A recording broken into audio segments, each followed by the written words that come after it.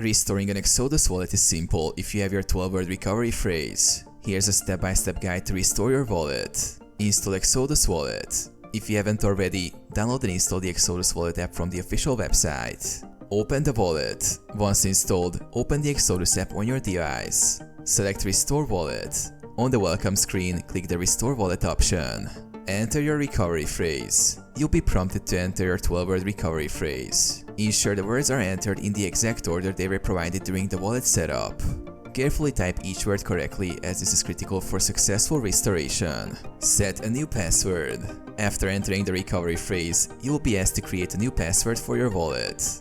This will protect your wallet and be needed to access it in the future. Finish the process. Once you've entered the recovery phrase and set your password, click Restore.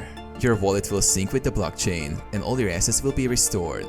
Verify your funds. After the restoration process, check your wallet balance and assets to ensure everything is restored correctly.